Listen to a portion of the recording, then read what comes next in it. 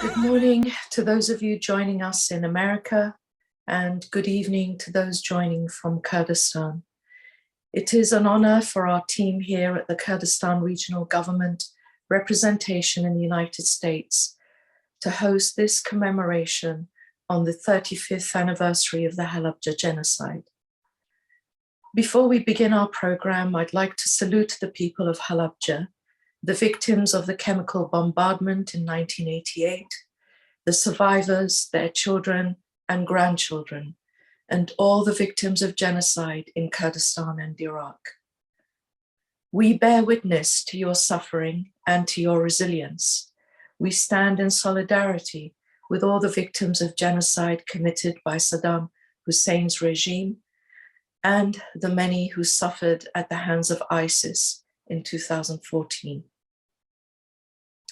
Here, I would like to ask you to join me in a moment's silence in honor of those who were martyred. Thank you. I would like to thank our guest speakers today who are joining us from Kurdistan and the United States.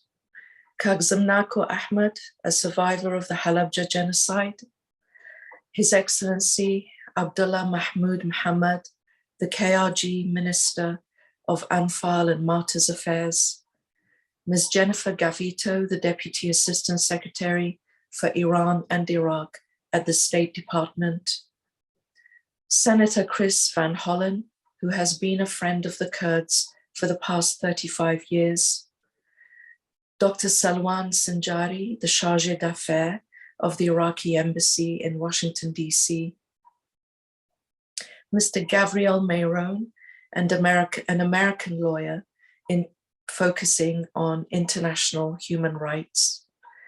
And last but absolutely not least, Professor Michael Newton, a professor of law at Vanderbilt University in Nashville, in America.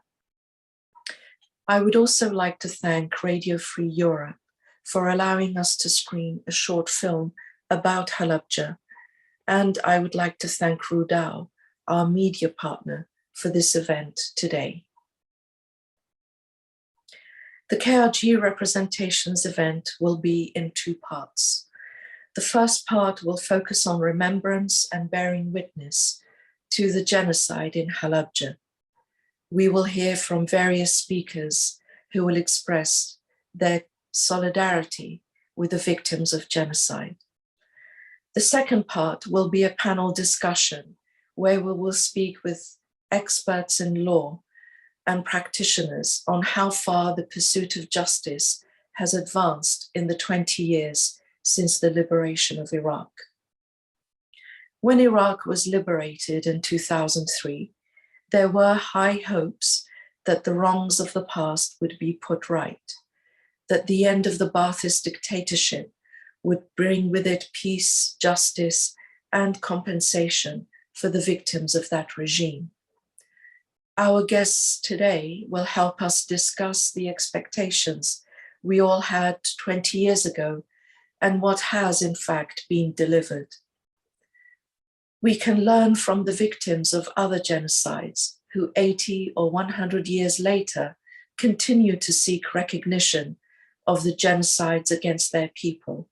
They still pursue the perpetrators, they still pursue justice, even if the criminals are now in their old age. It is the duty of every Kurd to raise awareness of the chemical bombardments and the suffering of the people of Kurdistan, whether in Halabja as a result of the Anfal campaign or any of the other many genocides, including that perpetrated by Daesh. It is important that we never forget, and as a result, our international friends and partners never forget also. It is important to remain active in this area of diplomacy and raising public awareness at home and internationally. Today's event coincides with the 120th anniversary of the birth of the immortal Kurdish leader, Mullah Mustafa Barzani, the father of the Kurdish liberation movement. Mullah Mustafa Barzani's own family and clan have been the victims of genocide. We are proud that under his leadership and that of His Excellency President Masoud Barzani, Kurdistan has overcome the tyranny of Saddam Hussein and the terrorism of Daesh.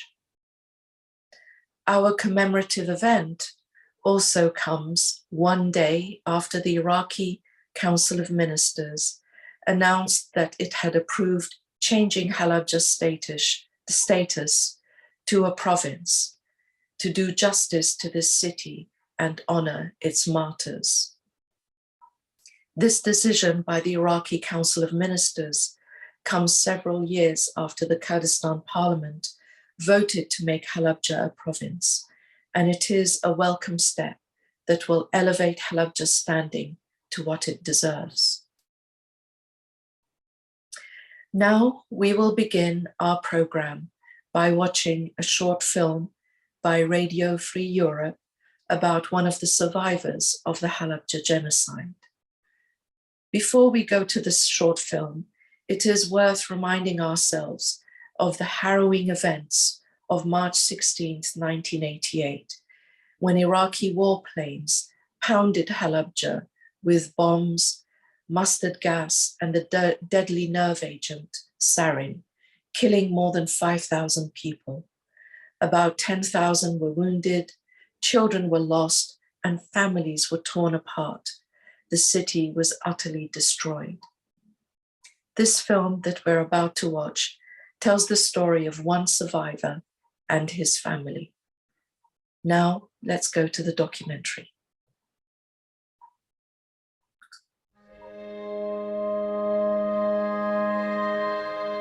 Among the gravestones in the Iraqi Kurdish city of Halabja, Zimnako Muhammad Ahmad reflects on his remarkable journey back home. There are some 5,000 names here, including several of Zimnako's relatives. All victims of Saddam Hussein's chemical weapons attack on the city 30 years ago. This is actually my name, my family, and this whole city, they thought that I am dead. Zimnako was 3 months old when Iraqi planes bombed Halabja on March 16, 1988, with a lethal cocktail of chemical weapons. It was one of the deadliest ever gas attacks carried out on civilians. With his parents presumed dead, Iranian soldiers who controlled the city during the war with Iraq evacuated the infant Zimnako to Iran. This is my Iranian mother and me. A widowed nurse, Kubra Hamipur, adopted him and named him Ali. Tragically, she was involved in a traffic accident and died from her injuries. I lost her when I was 17. But whenever I talk about her,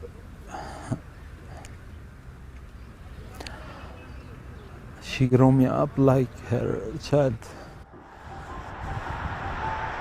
With the loss of his adoptive mother, Zimnako set off to find his roots. She had told him he was a survivor of the Halabja attack, so Zimnako contacted Kurdish officials in Iraq. DNA testing through a lab in Jordan identified Zimnako's biological mother as Fatima Hamasaleh, and the two were reunited in 2009. I can say I found my mother, and at the same time I found myself as well. Today, Zimnako lives with his wife and one-year-old daughter Maya in the Iraqi Kurdish city of Sulaymaniyah.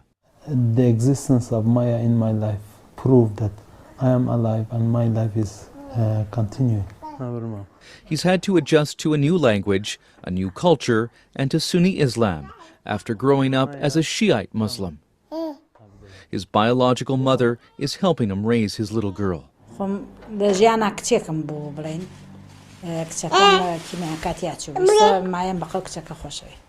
This is my father, Muhammad. Zimnako learned he was the only child from his biological family to survive. His sister, 4 brothers, and father all died in the chemical attack, which the Iraqi High Criminal Court ruled in 2010 was an act of genocide against the Kurds. Their absence is always in my daily life. Every day I think about them. Through stories from surviving relatives, like his uncle Ibrahim, Zimnako has discovered more about the family he never knew. وين باوكتو؟ راس من لكيوم لباوش دايكم باوشي تاي هتاكو كيمياء كليدا كيمياء كليدا سرتيب دايلا سرتيب سوتين المباوكو بردي سربان. Ibrahim lost his wife and 5 children in the attack. One child, Afan, survived but went missing in the chaos afterwards. Ibrahim hopes his son is still alive and will also return home. والله أويت له خواي زاني من أنواع خلينا نقرتوم يعني بو فحص رسمي خوش معفاني عن بردول. The Halabja Lost Children's Commission says more than 170 children are still missing. Their names are listed inside Halabja's memorial monument. But Sarhel Ghaffar, the memorial director, says it doesn't tell the whole story. روجك بو بابلين باوك لمنال راية كرد دايك لمنال راية كرد چونك هر کسی هولي جاني خوي رزگار که بويا بابراي من تاوكو استا آماريكي وردمانية لسر منالاني ونبوي هالابجا. More than 70 families in Halabja are waiting for DNA results on 4 more surviving children who've been found. The genetic tests are now done in the United Kingdom after an Iraqi lab was accused of misidentifying the parents in a previous case. Dr. Farhad Barzinji was at the center of that controversy. He stands by his results and says more emotional support is needed for adoptees reunited with their biological parents. The psychologists and sociologists should work with both of them, whether they accept each other or not. This part is missing in the society. For Zimnako, there are no doubts about his identity. His name in Halabja's memorial cemetery has been painted green to symbolize that he's very much alive. He now campaigns for the global destruction of chemical weapons. And unfortunately, they are used these days in Syria and in other places. This is not acceptable. This is when I really feel the pain. Because I lost my family, I don't want anyone else to have the same feeling.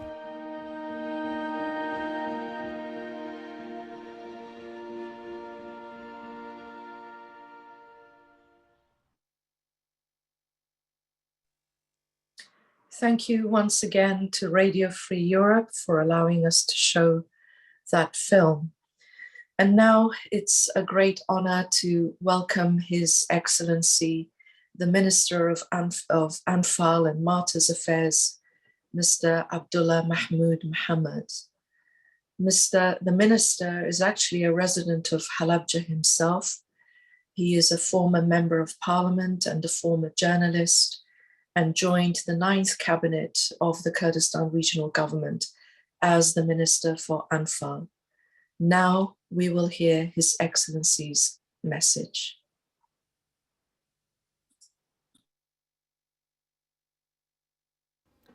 ڕۆژتان باش بە بۆنەی ساڕۆژی کیمەبارانی شاری هەڵەبجەی شەهید هەرێمی کوردستانی عێراق لەم ڕۆژەدا سەری ڕێز لە بەرامبەر کەسوکاری سەربەرزی شەهیدانی جینۆساید کراوانی خەڵکی کوردستان نەوی ئەەکەین. تەبەن شاری هەڵەبجە لەلا ساڵی 1970 لەلایەن ڕژێمی بەعسی ڕووخاوی پێشووی عێراقەوە کیمەباران کرا و زیاتر لە 5,000 لە خەڵکی سڤیلی منداڵ و ژن و هاوڵاتیانی پارێزگای هەڵەبجەیە بەگشتی بوونە قوربانی بە شێوازێکی زۆر دوور لە ئینسانی شەهید کران.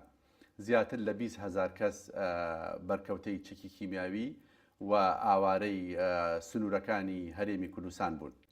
تەبان ئەم قەزەیە قەزەیەکی گەورەی ئینسانیە و کاری لەسەر کراوە لەلایەن حکوومەتی هەرێمی کوردستان و هەرێمی کوردستان و وەزارەتی کاروباری شەهیدان و فالکراوان بە ڕێکاری یاسایی ڕێگەمان گرتە بەر و تاوانبارانی قوربانیانی کیمەبارانی هەڵەبجە هەمویان دادگایی کران و بە پێی یاسا بە ڕێکار گیرا بەر بەرامبەریان و ئێستاوی گرنگە پێویستە لەسەر حکوومەتی ئێستا عێراق قەرەبووی هاوڵاتیانی هەرێمی کوردستان بکاتەوە بە پێی مادەی 132 دەستور کە مافێکی شەرعی خەڵکی کوردستانە و هاوڵاتیانی جینۆساید کراوانی خەڵکی کوردستانە بەداخەوە تا ئێستا حکوومەتی عێراق دەوڵەتی عێراق بەگشتی و حکوومەتی عێراق نەچوونەتە ژێر ئەو بڕیارەوە. ئەو بڕیارە تەبعاً لە دادگا یەکلایی بووتەوە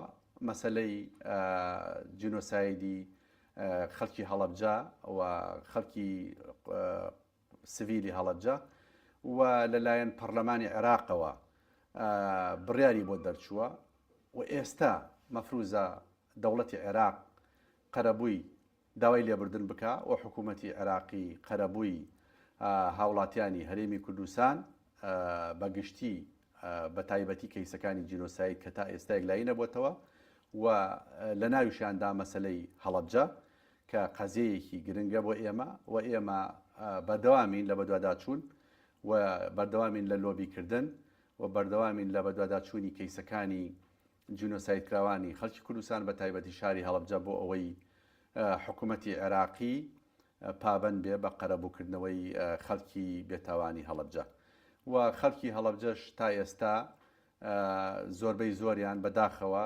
بەرکەوتەی چەکی کیمیاوین لەژێر ئازار و ئەشکەنجەدا دەناڵێنن لەلایەن وەزارەتی کاروباری شەیدان و وەزارەتی تەندروستی حکوومەتی هەرێمی کوردستانەوە بە پێی چارەسەریان بۆ دەکرێت بەڵام ئەمەش پێویستە حکوومەتی عێراق ئەم بەرپرسیارەتیەش بگرێتە ئەستۆ کە نەیگرتوۆتە ئەستۆ. داواکارین لە ئێوەی بەڕێزیش لای خۆتانەوە هەمووتان جوود بکەن پشتیوانی بکەن لە خەڵکی بەژمەینەتی کوردستان و پشتگیری بکەن لە قوربانیانی جینۆساید کراوانی هەڵەبجە و هەوڵ بدەن لە ڕێگەی خۆتانەوە ئێوەش هەوڵەکانتان بەردەوام بێ بۆ ئەوەی حکوومەتی عێراقی بەپێی دەستور بەپێی ماف و حەقی قوربانیانی خەڵکی کوردستان قەرەبووی زەرەرمەندبووانی جەنگ و تاوانەکانی پێشووی حکوومەتی عێراقی بکەنەوە کە مافێکی ئینسانی هاوڵاتیانی هەرێمی کوردستان و خەڵکی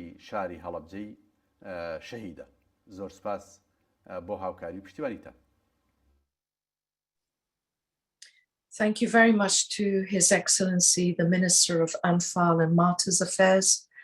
As you saw, he calls on the Iraqi government to bear more of the responsibility for compensating the victims of genocide.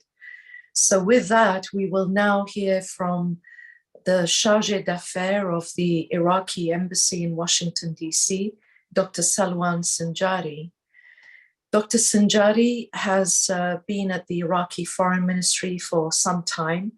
Between 2011 and 2016, he was legal advisor to the Iraqi mission at the UN. Following that, he was the Iraqi Consul General in Los Angeles.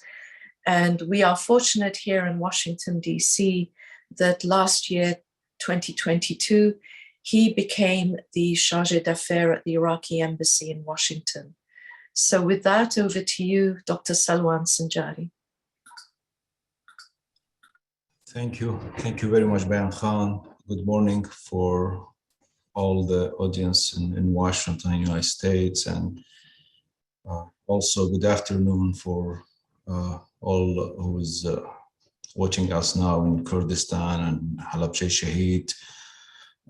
First of all, I would like to thank the KRG office in Washington for hosting this important panel to mark and commemorate the anniversary of the attack on Halabja by Saddam regime in 1988.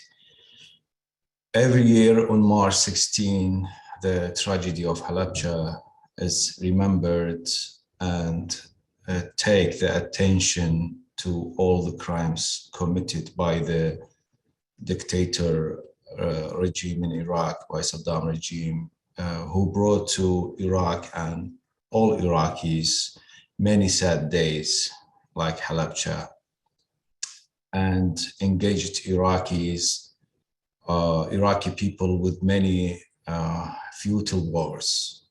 But even with this long list of the Saddam crimes, Halabja was one of the worst acts of the regime in many aspects.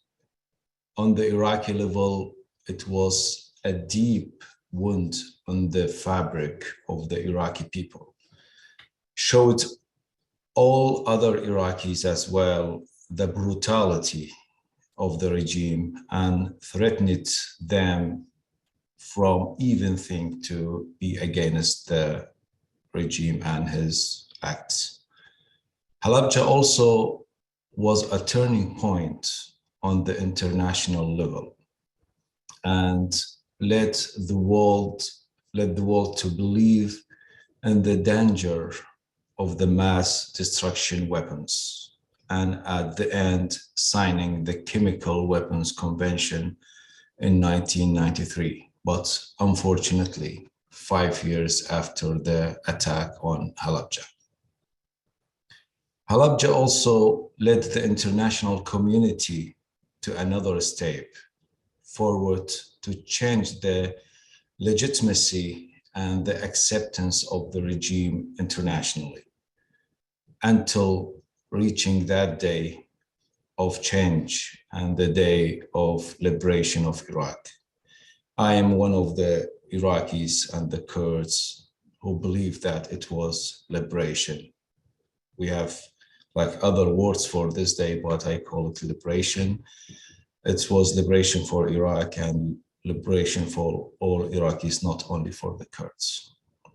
Today, after 20 years from the liberation of Iraq and the beginning of one of the largest process of the transition from the dictatorship to democracy in Iraq, passing through the justice and accountability stage, including sentencing the criminals, including sentencing the criminals of Halabja, and at the top of the list, Chemical Ali, who was the main criminal for that crime.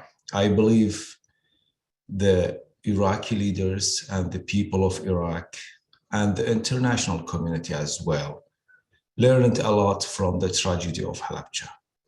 And they all should be working together to avoid any such crime in the future anywhere. At the same time, we all must work together to complete the dimensions of the justice image through ending the continuous suffering of the survivors in Halabja and also from the other crimes and crimes against humanity happened in Iraq. Just yesterday, His Excellency Prime Minister Al-Sudani announced at the Council of Ministers to approve Halabja as the 19th governorate in Iraq. I believe that this step was very important. It came very late, but it was important just to give and show this fairness to the people of Halabja. And I hope that this step will give more support and kind of compensation for the people of this city. Thank you very much again. Thank you, Dr. Salwan Sinjari. We really appreciate you taking the time to join us today. We've been very fortunate that the Iraqi ambassador every year has joined our commemoration. And thank you for what you said about it was a liberation. I agree with you. I know for some people in America, the Iraq war is controversial. Of course, there were many mistakes, but we were absolutely liberated from a genocidal dictator. Thank you again, Dr. Salwan. Thank you. And now we will move on to our next speaker, who is from the US Department of State, Ms. Jennifer Gavito. Ms. Gavito has had a long career already at the State Department, worked in many, many places around the Middle East, and was appointed the Deputy Assistant Secretary of State for Iran, Iraq, and Public Diplomacy. She was also recently the guest of our podcast. The Kurdistan Regional Government Representation podcast is called Kurdistan in America, and you can hear Ms. Gavito's thoughts on the US Kurdistan and Iraq relationship by listening to the episode from January. But today we're thankful to Ms. Gavito for joining us to share her thoughts on behalf of the US State Department on this anniversary commemoration of the Halabja Genocide. Over to you, Ms. Gavito. Thank you, Bayan. Can I confirm, given our internet troubles, that you can hear me? Yes, we can, and we can see you. Great, thank you. So thank you again for hosting this event and also for giving me the opportunity to say a few words. I want to recognize, of course, His Excellency Dr. Zebari and thank him for those remarks, and also to thank Senator Van Hollen and the other distinguished panelists for joining. Some of you will recall that I spoke at this commemoration last year, just as many of my colleagues and predecessors have done in the years prior. It is vitally important that we all take time to stop what we're doing, remember, reflect, and recommit ourselves to the task of preventing horrific atrocities like those committed against the residents of Halabja. The Halabja massacre is not only a historical event from the past. Humanity is still paying the price for Saddam Hussein's brutality. More than 10,000 survivors of the Halabja attacks still have significant medical needs that continue to this day. And so once again, I join you in solemn solidarity on the 35th anniversary of the Halabja massacre. And again, on behalf of the US government, I wish to express my heartfelt condolences to the victims, to the survivors, and to their families, and to reaffirm the United States' continued partnership with the Iraqi Kurdistan region. I think it's worth mentioning that Halabja today is much more than a place of mourning and loss. That's why we've launched several diplomatic, development, and cultural initiatives there over the past year. In particular, I wanted to highlight the January 18th delegation led by US Consul General Irv Hicks to Halabja, which cast a spotlight on the governorate's vibrant economic, agricultural, and academic potential. And we intend to sustain our engagement with Halabja in recognition of its important role in Iraq's evolving story. But we are also all too aware that atrocities like the Anfal campaign have repeated themselves in Iraq. Less than a decade ago, ISIS was responsible for genocide and crimes against humanity in areas under its control. Hundreds of thousands fled to the Iraqi Kurdistan region for refuge. The United States answered the call to meet the needs of Iraq's persecuted religious and ethnic minority communities who fled ISIS, and has provided over $500 million to assist those communities since 2017. Working with the Kurdistan Regional Government, the government of Iraq, international organizations, and local Iraqi partners, we are helping those communities recover from atrocities, including genocide, and safely return to their homes.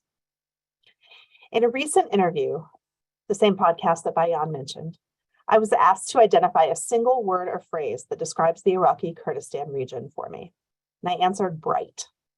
Against the solemn backdrop of this event, perhaps such a description does not seem immediately fitting, but I think it is.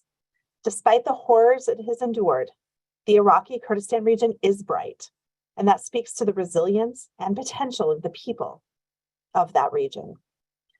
Through a positive, forward-looking partnership, we can secure a more stable and secure future for Iraq and for the Iraqi Kurdistan region.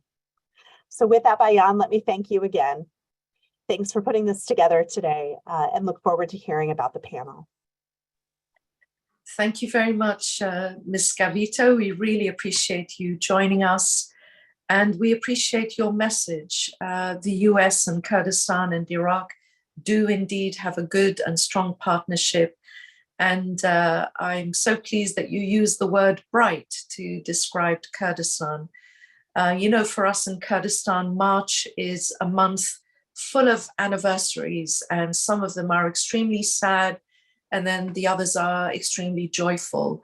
And perhaps that's what we're seeing today. On the one hand, is the 120th anniversary of the birth of Mullah Mustafa Barzani, the father of the Kurdish nation.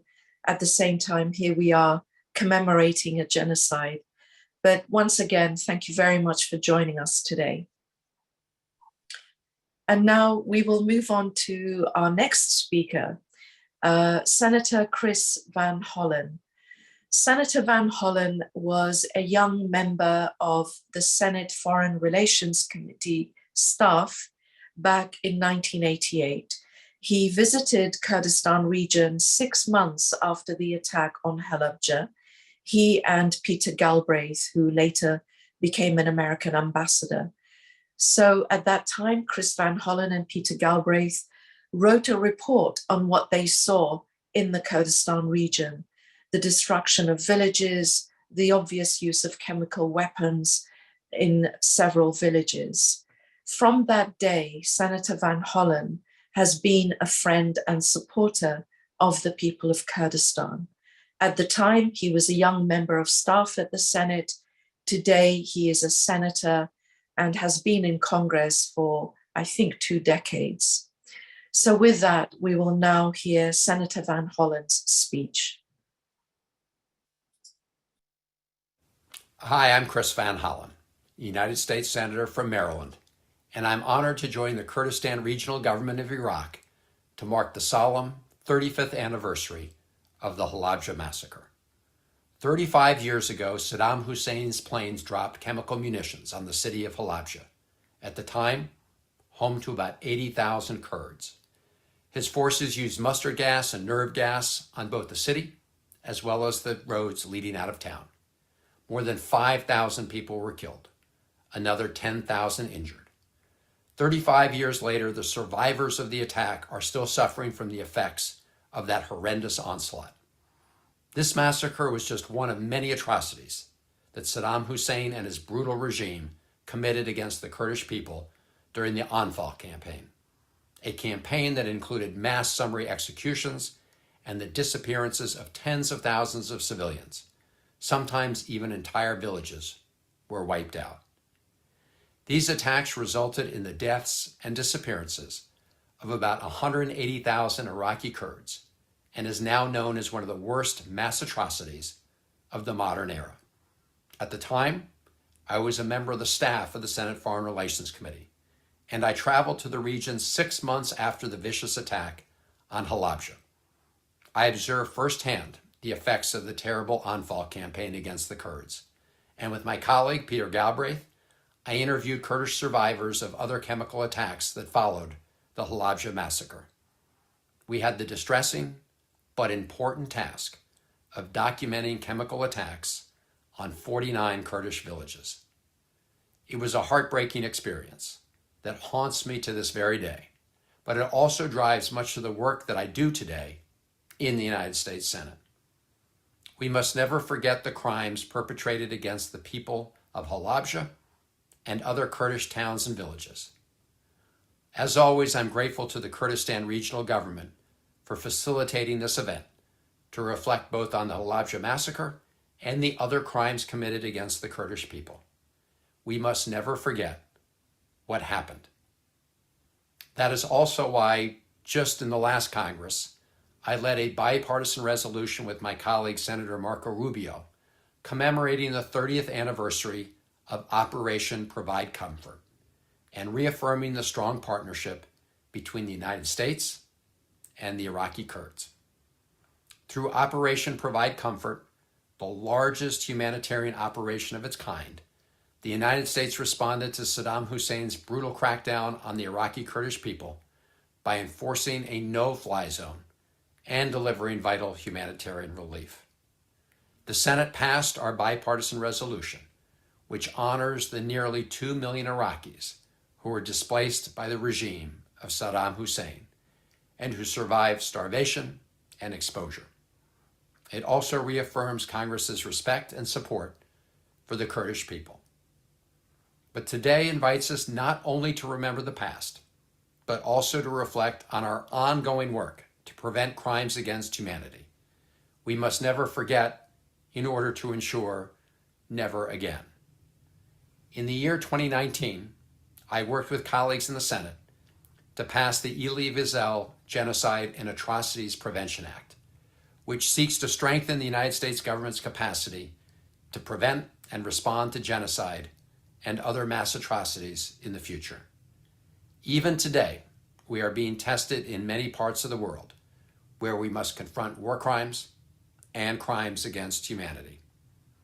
In my role on the Senate Appropriations Committee, I continue to press for funding to deliver critical aid to Iraq and to the Syrian Democratic Forces, including humanitarian assistance to those who have suffered at the hands of the Islamic State, including the Yazidis and other minority groups. It is also vital that we continue to build on America's relationship with our Kurdish allies in Iraq and elsewhere. That is why I strongly supported a provision in last year's National Defense Authorization Act requiring the Secretary of Defense to report to Congress on ongoing U.S. support for Iraqi security forces and Kurdish Peshmerga forces. This provision also requires the Secretary of Defense to submit recommendations to Congress for continued U.S. engagement in support of Iraq's defense capabilities. I will review this report once it is submitted and continue to monitor U.S. engagement with Kurdish forces in Iraq. 35 years after being a young staff member on the Senate Foreign Relations Committee, I am proud to now continue my support for the Kurdish people and the people of Iraq as a United States Senator on that committee. I look forward to continuing the conversation with all of you on how we best move forward together. Thank you again to the Kurdistan Regional Government of Iraq for inviting me to speak with you on this solemn anniversary. And thank you to Senator Van Hollen. Senator, we truly appreciate your participation in our event today and in the past. As I mentioned earlier, you have been a longtime friend and ally of the Kurds. And you mentioned in your speech Operation Provide Comfort, which was the military humanitarian operation that saved countless lives in 1991, an operation led by the United States, the UK, and France. We're grateful to you and to Senator Rubio for introducing a resolution last year commemorating the anniversary of Operation Provide Comfort. We're also very appreciative of the bipartisan support that we have in the US Congress to Kurdistan. Our people and our Peshmerga forces appreciate that. So now we are going to move to the second part of our event today, which is a panel discussion. I will be joined by three speakers, and we're honored to have all three of them with us. And I would like to remind those of you who have joined us using Zoom, you can send questions to the panel using the chat feature of the Zoom app. So now I am joined by three guests who will each make a presentation, and then I will be asking them questions. Some of the questions will come from the audience that's joined us by Zoom. So first, I would like to introduce Kagzamnako Ahmed. He is a survivor of the genocide in Halabja, and we saw the film earlier by Radio Free Europe that featured his life story. After Kagzamnako, we will move to Mr. Gavi Mayron, who is an American international human rights lawyer. Gavi has worked with the people of Halabja for a long time to achieve compensation from some of the companies that provided chemicals to Saddam's regime. And of course, we will also be joined by Professor Michael Newton, Professor of Law at Vanderbilt University in Nashville, Tennessee. Professor Newton is a great expert on law, and he also was an advisor, I believe, to the Iraq High Tribunal that put on trial Chemical Ali and others. It's great to have all three of you joining us. First, I will go to Kagzamnako. Kagzamnako, please, let's hear from you. Hello, everyone. Before I start, I just want to thank you, Bayan Khan, and the representation of KRG in Washington, D.C. for organizing this event. I can tell you it means a lot to us as the survivors when we see people has not forget that event and they're working to bring the accountable people into justice. So thanks again for organizing this event. So today we gather to commemorate the 35th anniversary of the genocide that took place in Halabja. As a survivor of this horrific attack, I stand before you today to share my experience and to call for justice and accountability for the victims of this tragedy. At the time of the chemical attack, as I was a mere 3-month-old infant. The attack resulted in the loss of my family, leaving me alone and without anyone to turn to. Iranian soldiers found me alive and transported me far away from my hometown into the Near East region of Iran. A kind-hearted Iranian widow who was also displaced due to Iran-Iraq war took me in and provided me with a home. I remained under her care until I turned 17, and during that time, I was always felt supported and cared for by her. Sadly, she passed away in a car accident, leaving me again with no family. Not having a nationality made my life significantly challenging, as it prevented me from pursuing my education or securing any kind of job. Fortunately, with the help of various NGOs such as Peace Museum of Tehran and Halabja Victim Society, along with the significant support from the Ministry of Martyrs and Anfal of KRG, I was able to return to Kurdistan. Many families had lost their loved one during the attack, and I was fortunate enough to locate my biological mother through a DNA test. My mother informed me that I had lost my father, 4 of my brothers, and a sister during the chemical attack. She is the only survivor of my family, and I cannot imagine what she has been through during the years after the attack. Once I reunited with my family, I was able to concentrate on my studies, which I couldn't do back in Iran. Consequently, I emerged as the best performing student at the American University of Iraq, Suleimania, and continue to thrive academically in earning a master's degree in business administration as the top student in my class. A year back, I relocated to Ireland and currently working for Meta, formerly Facebook, which is among the biggest technology company globally. Today, I am here to remind you that the event that took place in Halabja are not just a part of history, but they are still affecting the lives of those who survived and their families. The genocide in Halabja has come to symbolize the atrocities committed against the people of Kurdistan by Ba'athis in Iraq.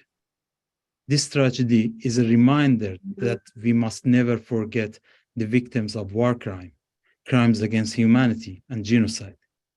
Today, we also mark the 20th anniversary of liberation of Iraq from Saddam Hussein regime, a turning point in the history of Kurdistan, Iraq, the Middle East, and the United States. However, justice and accountability for the victims of these atrocities are still ongoing issues.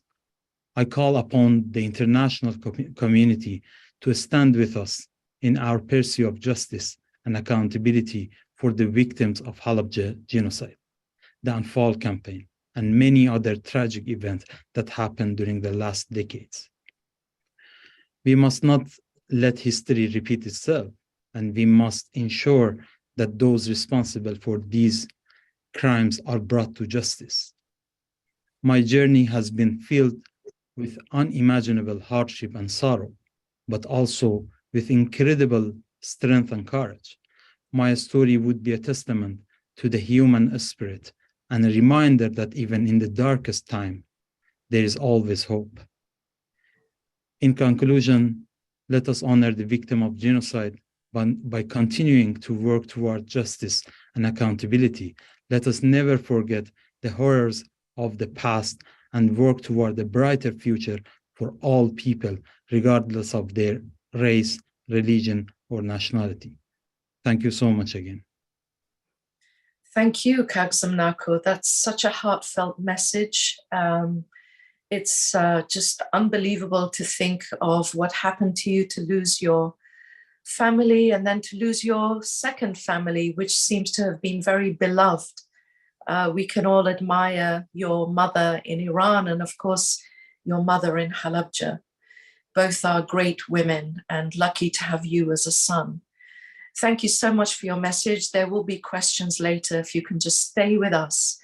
And now we will move on to Mr. Gavi Meirone, and a lawyer active in the United States, but also on the international stage.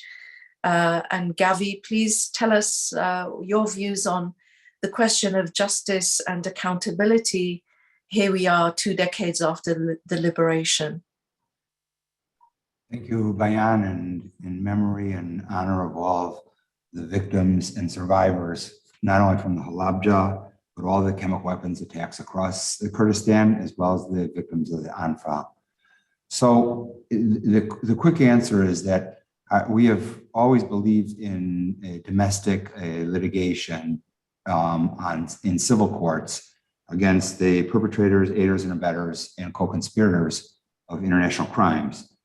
And that's our firm exclusively works in these areas. We have 30 cases pending, one of which is a case in which I just finished closing argument myself in the civil district court in Suleimani. So a quick sort of summary of what that's about and how we think that will bring compensation and justice for the victims and the survivors. So in August 2011, we were first engaged to represent victims of Halabja chemical weapons attacks. And after which then we opened up offices in Erbil, in Suleimani, and in Halabja. And during 7 years, we gathered over 20,000 documents from judicial, parliamentary, executive branches, and military records in Germany, in France, in Holland, in the United States, Iraq, and also from UN records, including admissions made by the Iraqi government, naming each of the defendants in these cases as sources for building, supplying, and operating the chemical weapons plants, which produced the chemical weapons used against Halabja and 400 other Kurdish towns.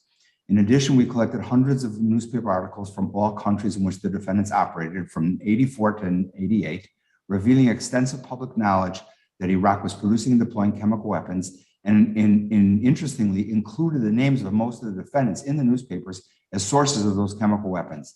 This demonstrated their knowledge and complicity in what was done. We also accumulated over 20,000 plus other documents documenting the damages, injuries, and deaths of 7,000 plus clients. March 2018, after 7 years, we filed a 100-page complaint in civil court in Halabja, which has been transferred to the court in Suleimani, representing 4,805 surviving victims of the chemical weapons attacks on Halabja and other towns, and 2,318 shaheeds, those who were killed. All these deaths and injuries are fully documented. Last November, we presented closing arguments, and we were waiting for the court's decision.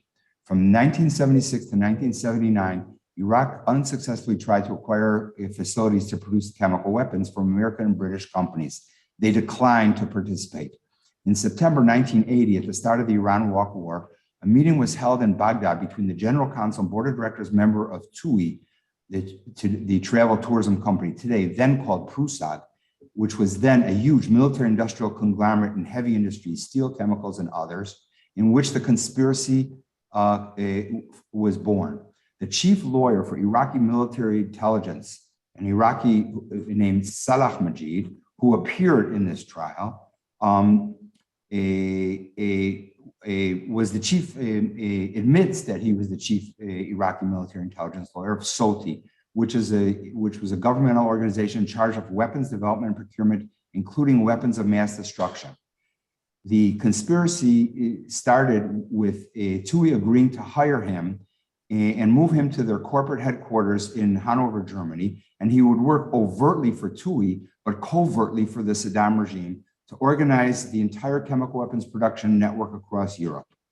Funding was provided by Saddam Hussein's bagman, Nazim Auchi, who acquired a Luxembourg bank to which 5% of all oil sales were secretly diverted. All this is documented in the court case. Suti then set up a fake entity called SEP, the State Enterprise for Pesticide Production, and this was a fake covert for the chemical weapons plant. So contracts would be ostensibly signed as if it was for pesticide, but in effect, everyone knew that this was for chemical weapons. And the plants were built, in the words of West German companies in their internal memos back and forth to each other, was called the poison kitchen in military underground bunkers. German scientific specialty company Karl Kolb joined the conspiracy in '81 and brought in the German infrastructure company Herberger Bau. These three companies, together with Iraqi military intelligence, built the entire infrastructure industrial complex outside of Samarra, Iraq, which became, at the time, the largest facility of production of chemical weapons anywhere in the world. This was during the Cold War. TUI supplied and obtained from other suppliers all of the chemicals and chemical precursors, as well as selling a plant for the weaponization of the toxic nerve and mustard gas into thousands of aerial bombs and 122 millimeter rockets. All of these weapons were deployed against Kurdish civilians in Halabja and in each of the stages of the genocidal campaign called the Anfal.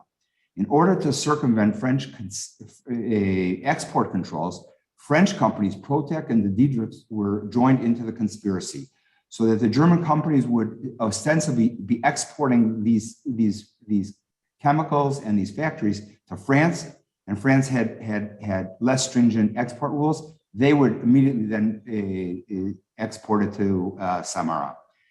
U.S. Secretary of State George Shultz and other American British officials met with the Chancellor and foreign ministers of West Germany and demanded in writing the cessation of German companies building and supplying the chemical weapons plants, specifically naming the defendant companies in reports which appeared also in the press in German, French, Dutch, British, and United States.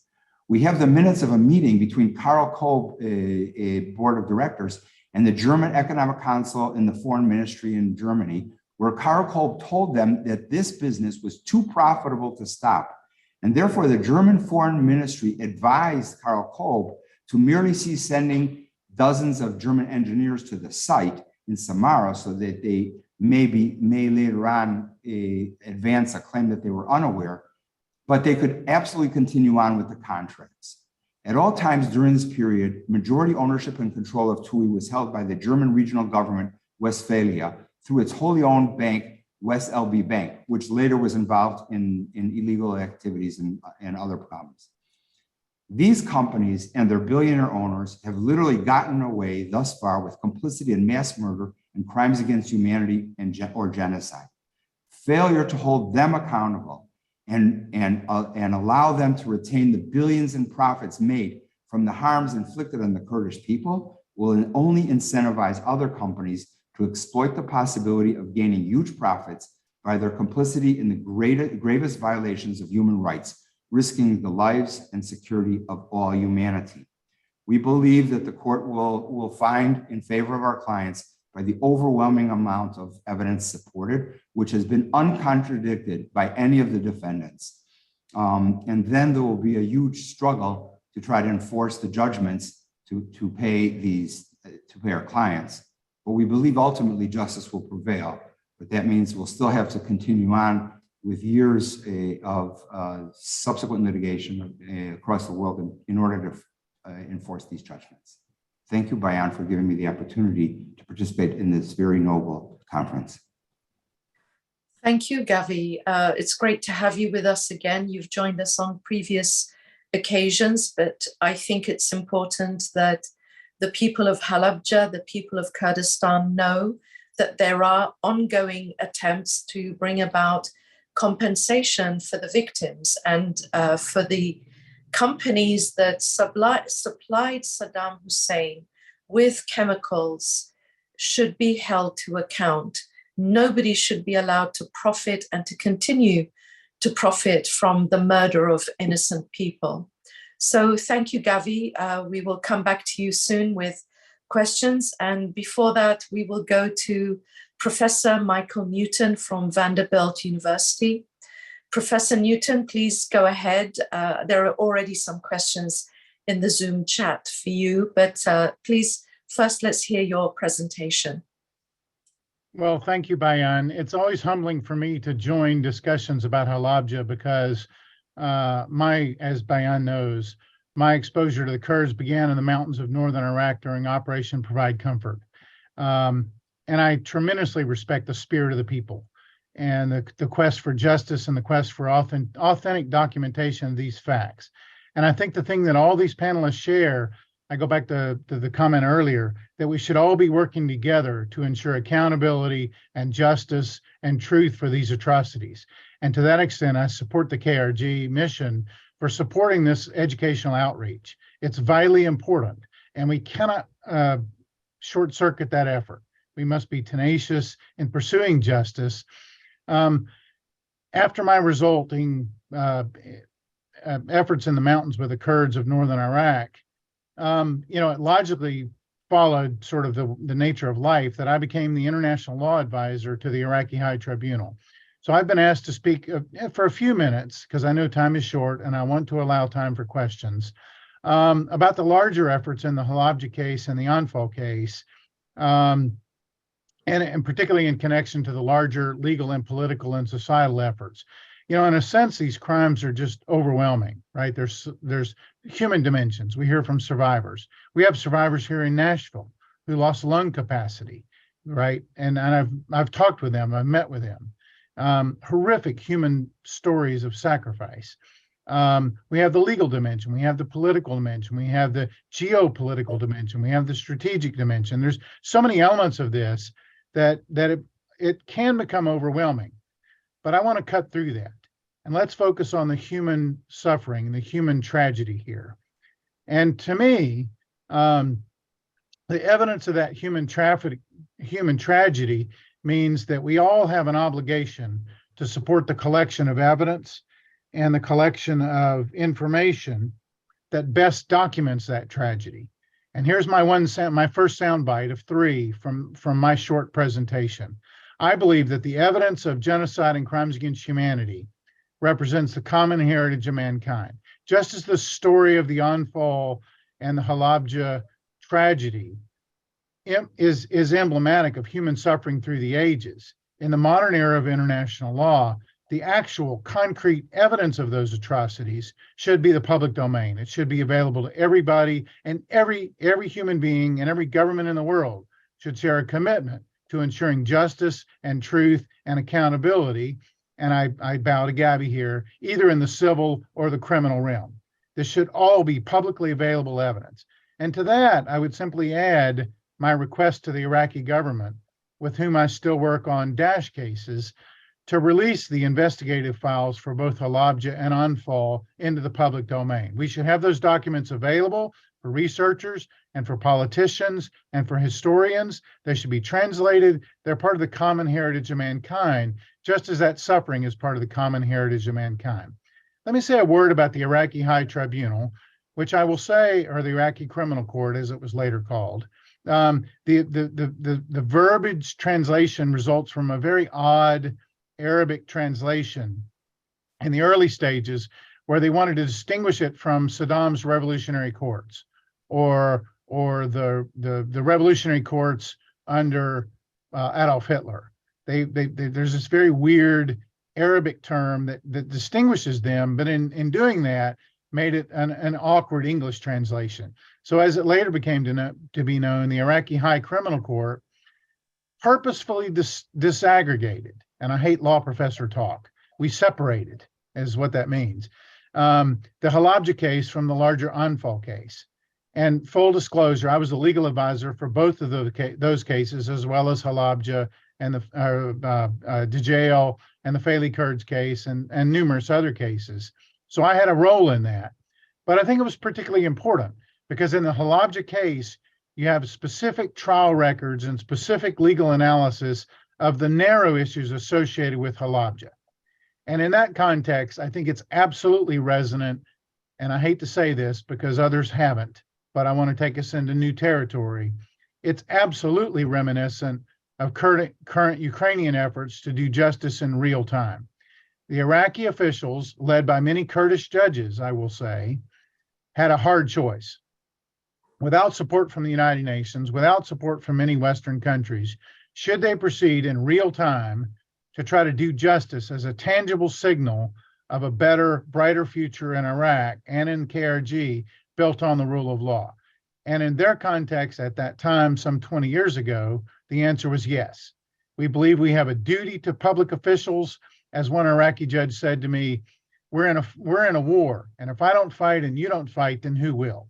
And that's the way they saw these trials, as an effort to support the larger interests of justice and the rule of law.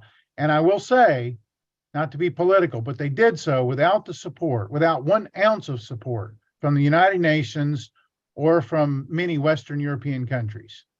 And to that, I applaud their courage.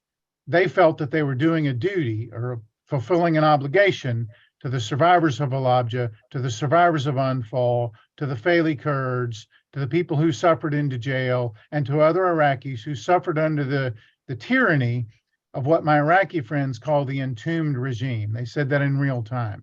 That regime is dead. Now it's up to us to build a better future built on the rule of law.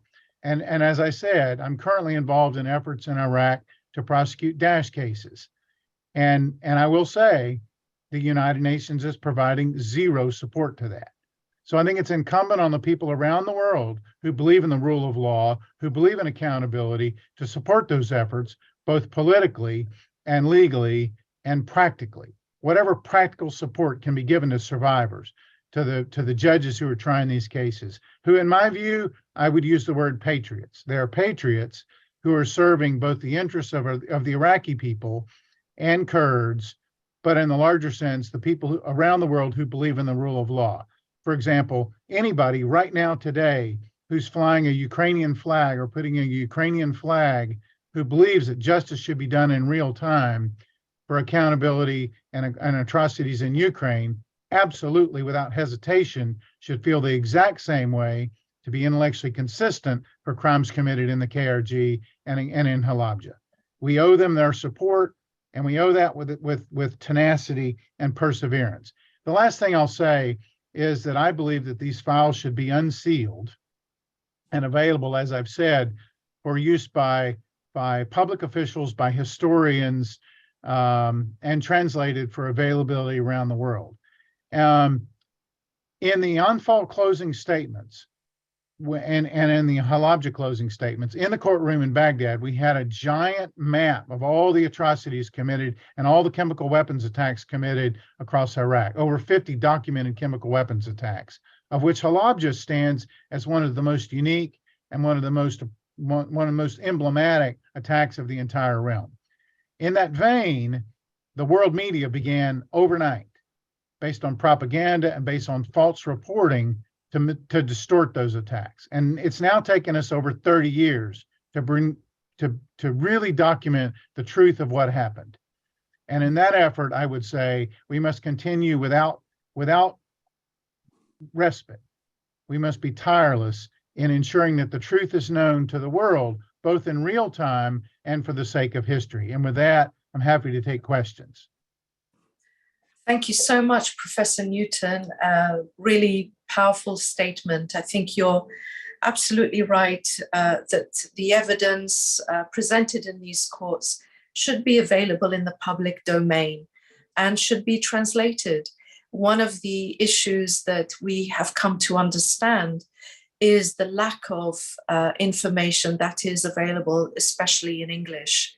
And that's one of the challenges that scholars have faced from my experience in the UK and here in the United States and Canada. So we don't have much time left, unfortunately. So I'm going to ask each of you one question, and then we'll see how we're doing for time. First, I would like to go back to Kagzumnako. So Kagzumnako, as somebody who survived Halabja, you have lost your father and I believe 5 siblings. And of course, you know, your whole life and childhood has been impacted by this. What does justice look like for you? What does justice look like for you, for your mother, for the people of Halabja? So thank you so much, Bayan Khan, for the question. To be honest, like for us, for our family, Basically, we have lost a big chunk of our life. We are not hopeless. We have proceeded with our life, and you can see where we are now with our life. But when it comes to the past, we almost lost our past. And what justice really means to us is to avoid the repetition of the same event in Kurdistan, more specifically and generally in anywhere in the world. So in order to avoid such an event, we need to show to the people around the world the consequences of such an event that happened in 20 minutes, and people still are suffering from the consequences. Like 2 weeks ago, we had another son who came back to Halabja to find his biological parents, and he has not been able to find his parents until now. And there were like one family who thought that the son is their child, and you can see. And I was talking to my mother last week about that case, and when I talked to my mother, every second of that day was recalled for my mother, what happened in that specific day. So I can say, like, until now, after 35 years, we cannot forget any moment of that event. And what justice means to us, to definitely bring those people who did this crime against the people of Kurdistan and people of Halabja, and make sure that this will not happen again, more specifically in Kurdistan and generally anywhere in the world.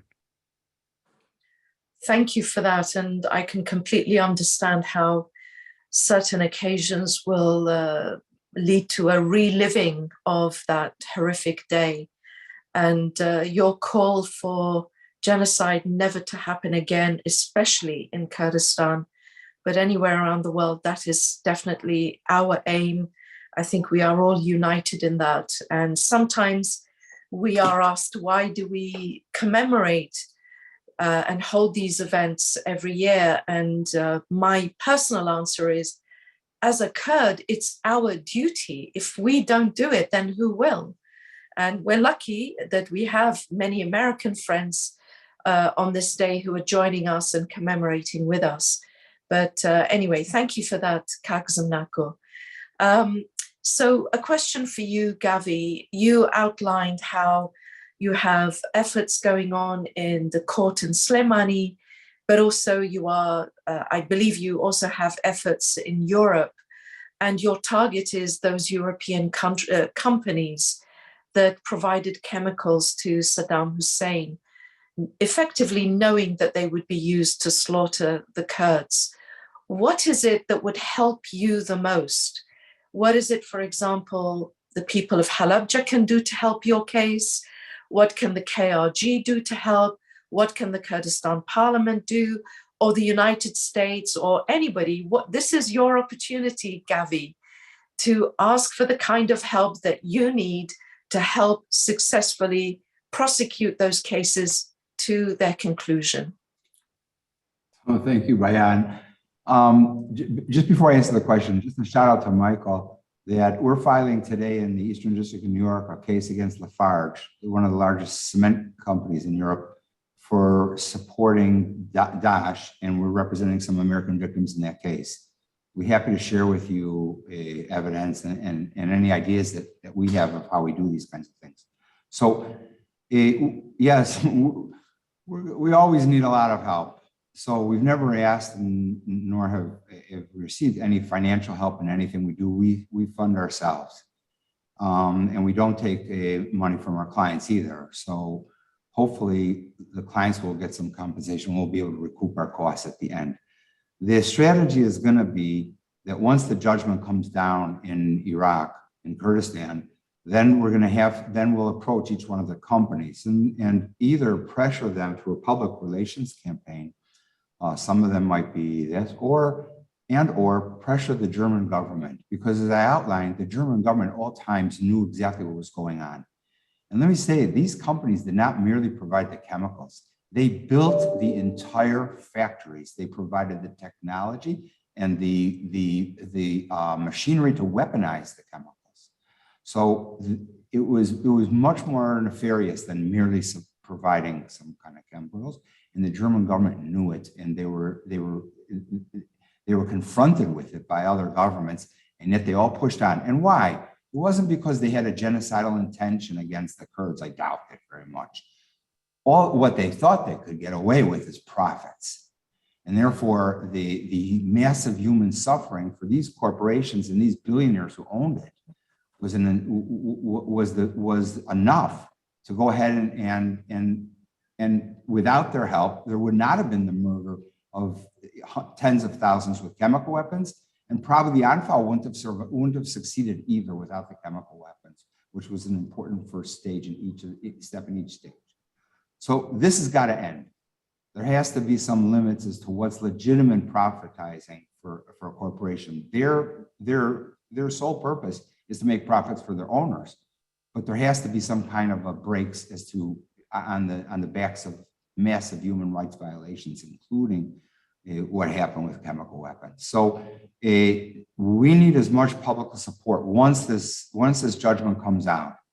We need massive organization by Kurds in every country that they live in Europe. They should be out there in the streets demonstrating.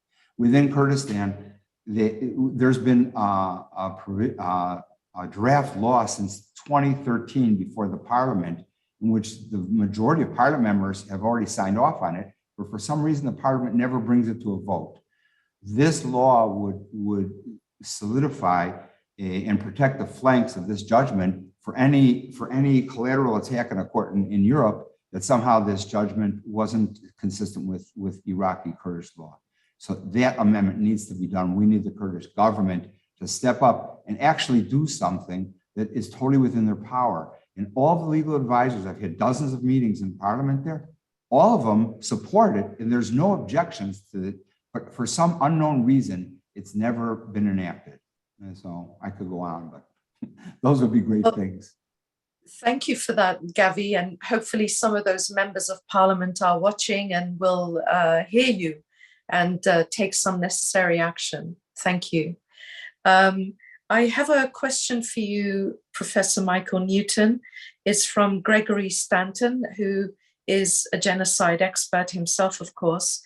And his question is, why haven't the case files compiled by UNITAD been turned over for trials for Daesh detainees in Iraqi courts? How can the obstacles to using the case files be overcome? Perhaps you could just explain what UNITAD is. Well, I appreciate that question, and I deliberately refrained from that because it's so politically sensitive. But I'm happy to thank you, Greg, who's an old friend, by the way, to have the opportunity to explain. Let me preface my answer by saying, in the light of this larger observance, that the Iraqi prosecutor in the Anfal closing statement made what I think is one of history's most powerful statements. People often cite Robert Jackson at Nuremberg and many other powerful closing statements. He stood up in his closing statement and he said, pointing to the larger map that we had put up of all the atrocities during Anfal with Halabja sort of specially signified, he said, the ghosts of the children who were in those cities are here in the courtroom today, in a very Iraqi kind of a way of saying that history is watching what we do today. And I believe that in the modern sense, history is exactly watching what we do today. So to directly answer Greg's question, in the aftermath of the IHT, the Secretary General of the United Nations postulated a Secretary General's memo, and I have it. If he wants to email me, I could send it to him or anybody else, that specifically said, we will never, ever, directly or indirectly, that's the quote, directly or indirectly facilitate a trial that could lead to capital sentencing. In part, that was reaction to the work of the Iraqi judges and the Iraqi High Tribunal, but it was also emblematic of a shift in UN policy. That policy today remains relevant, and it binds the hands of UNITAD. You've had no UNITAD director who is willing to facilitate any Iraqi court against any Daesh official. Think about that for a second. One of the largest patterns of crimes against humanity and genocide in recent history, the UN has, by policy and really by larger imperial directive of the Secretary General, taken a sideline role. Frankly, on moral grounds, I find that to be abominable, setting aside the politics. But the reality is that just like in the Iraqi era, Iraqi judges are on their own. They're working with international experts to do the best that they can without any support from the United Nations or from other Western countries. And when I talk to Iraqi judges about this, I get a very logical consequence. It's an easy question. So, okay, why don't you just abandon any potential for capital sentencing in any of these cases? Like, that's easy enough. And of course, we all know, everybody on this call knows, that the KRG probably would take a different legal position in opposing capital sentencing, right? But Iraqi judges would respond, wait a minute, international human rights law requires me to be independent, to be impartial, to adjudicate every case based on its own merits, based on its own requirements within the language of federal Iraqi law. That includes capital sentencing. It's an abandonment of my independence and impartiality and my judicial role to simply forego capital sentencing as an a priori, right, limitation on my own judicial independence. And to that extent, they would be right? So what the UN has essentially done is imposed a policy-based limitation on the independence and impartiality and the ability of Iraqi judges to control evidence. My last comment, because I know we're short on time. In the year 2022, based on the available statistics that I have, which are the most current statistics, I think, of anybody on the planet, because I just got them from the Iraqi officials, less than 4.5% of cases were subject to capital sentencing. So what we're talking about are really the marginal cases that have prevented any effective UN assistance to actual trials against actual ISIS cases for horrific crimes against humanity and genocide and war crimes committed in Iraq, and against Kurds, I would add, against Kurds and against Yazidi and against federal Iraqi citizens. And to the extent that we all sit sort of passively oblivious to this disconnect, we're actually facilitating the injustice, in my view.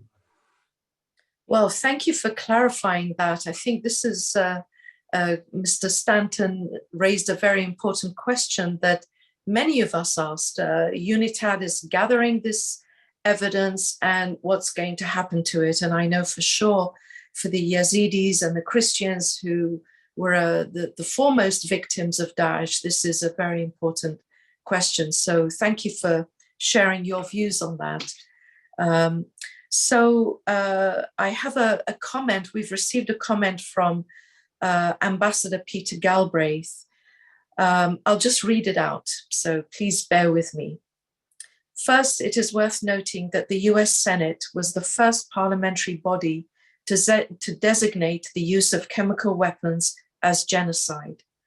After Chris Van Hollen and I produced our report in September 1988, the US Senate unanimously passed the Prevention of Genocide Act of 1988 that would have imposed severe sanctions on Iraq for the genocide against the Kurds. Sadly, the bill was opposed by the Reagan administration. Second, Ahmad Chalabi and I initiated an effort in 1990 to sue the companies that provided precursor chemicals for Iraq's chemical weapons program. I'm so glad to see this effort is going forward 33 years later. Well, thank you, Ambassador Galbraith. You've always been a great champion of the rights of the people of Kurdistan. And as you noted, you and now Senator Chris Van Hollen wrote that very important report back in 1988, which had such an impact at the US Senate. There is another question that has come, and I think this will be our last question, so perhaps this question could be answered by each of you in a very short period of time. This question is from Entifaz Kanbar, who is an Iraqi American. How could we make sure that genocide doesn't happen again? And how can we make sure to remind ourselves of these atrocities? Would building museums and monuments to Halabja and chemical weapons attacks here in America and elsewhere be helpful? Perhaps we'll go with Kagzamnako, Gavi, and then Michael. Yeah, thank you so much. Actually, I would say in order to avoid the repetition of the event, we need to go deeper into understanding of what was the consequences of that. We need to tell people around the world that what really happened. Like people heard about 5,000 deaths, but they don't know about the stories that happen in each of the houses that were in Halabja. And we have like different stories that they are unimaginable. Like we have a family in Halabja who lost there is a man actually who lost his family in 1974, if I'm not mistaken, with a bombardment that happened in Halabja. And then he got married again and he created a new family with children. And then again in 1988, he lost again his wife. So the depth of the crime that has happened against these people cannot be understood unless you heard the stories of the people, what happened to them. And then once people knows about the stories, definitely I think every one of us can work together to avoid the repetition of it. And it's not like after people knows about the consequences, it's not only they hear about the story, they will take action. And especially nowadays with the emerge of social media, I think it make it much easier to gather together and to make campaigns and to make sure that we are taking an action and not just hear the story once a year and just forget about it. So to avoid the repetition of it, I would say we need to take action. We need to make sure at least we are teaching our children about what happened in the past in our region and appreciate and make them appreciate what they have nowadays. Thank you. I think those are such important points. And as you said, unless people hear the personal story, the human story, it's just numbers. And the numbers are so overwhelming. It's actually hard to imagine. So thank you for that. And Gavi, over to you. Well, sadly, I don't think there's any way to stop the genocides and these crimes of happening, actually. What I think is that what can be really helpful is exactly what Kaknaku said, and it's education. That we need to educate ourselves and the younger generations everywhere about what these crimes are, how and why they're done, and why they cannot be done, and what is an ethical society. And another challenge we have now, and we see it emerging in the last years, is the idea that there's no truth, that there's fake news, there's fake conspiracies. This is a huge challenge, and this defeats the whole idea of trying to educate a society into civility. One thing I think that definitely harms the efforts to try to put a stop to these things, or at least to limit them, is exactly what Michael said, that governments themselves conceal information. The court systems, the United Nations, we had a huge difficulty trying to get any documents, especially out of the United Nations, and especially out of the Iraqi regime. And even the Kurdish government does, for some reason, is unhelpful. These governments need to take a look at all the various international conventions that they've all signed on, where it obliges them to cooperate with one another and to provide access to justice for the victims. The court systems do not provide access to justice, especially for victims in refugee camps and so on. They don't even know about their rights. And because most countries, for instance, require the loser pays legal fees, they require lawyers to be paid and not work on contingency like we do, then poor people never have access to justice. So it's a huge topic that we could have a whole day talking about, but both my colleagues here have both hit the nail on the head. Education on the one side and access to justice through access to documentation, to access to truth. Without this, then we're actually incentivizing the impunity for those to get away with this for profits. Thank you, Gavi. Very sobering assessment.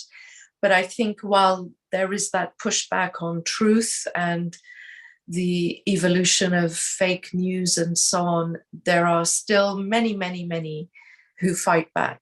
And all three of you and the others who joined us today are all committed to maintaining the effort to raise awareness of genocide and bring about justice.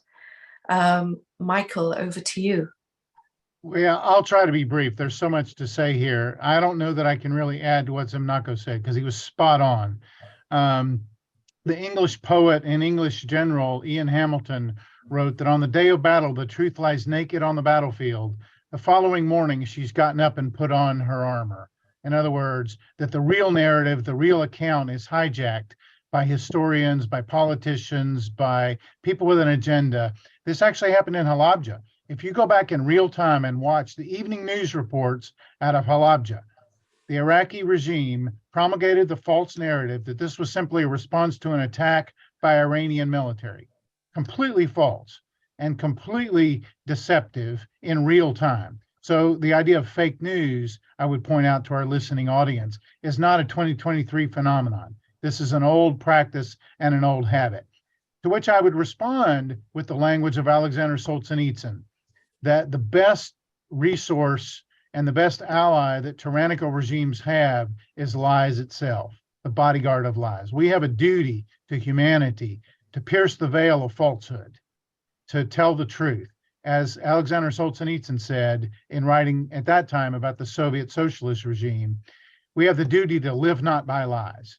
Do not let the lies, do not let the disinformation become the dominant factor in the controlling narrative of your life, or in fact, the controlling narrative of history. And I think that's our duty, to continue to expand on the truth, as Gavi and Zemnako are doing both in their regimes and their individual ways, right? The story of the survivors is an important aspect of the truth. The judicial record is an important aspect of the truth. But I also think we have a duty, and to this extent, I totally respect the efforts of the KRG mission to expand upon, in this annual observance, the real truth of what happened in Halabja. It was genocide. Don't let history deceive you. It was genocide. It was a deliberate campaign attempted with dolo specialis. And the day that we stop to say that is the day that we give in to the lies. And I would simply say what Alexander Solzhenitsyn said: we live not by lies. We live by truth. We live by fidelity to the truth, and we live by accountability and the larger pursuit of justice based on that truth. And to that, I will sign off. Thank you. And really, all three of you are absolutely committed to the truth, preserving it and presenting it to bring about justice for the people of Halabja and all of the victims of genocide. Thank you, all three of you, for joining us for this commemoration and for this discussion. And here I would also like to thank all of the other speakers who joined us today. The Anfal Minister, His Excellency Abdullah Mahmoud Mohammed, the Chargé d'Affaires at the Iraqi Embassy in Washington, Dr. Salwan Sinjari, Ms. Jennifer Gavito from the State Department, and Senator Chris Van Hollen. And I would also like to thank the audience from Zoom, who joined us on Zoom, the audience who joined us on Rudao TV and social media. And also, I would like to thank my colleagues at the KRG representation in Washington, DC, for working so hard to make this event happen. Once again, we salute the people of Halabja and we bid you goodbye. Thank you.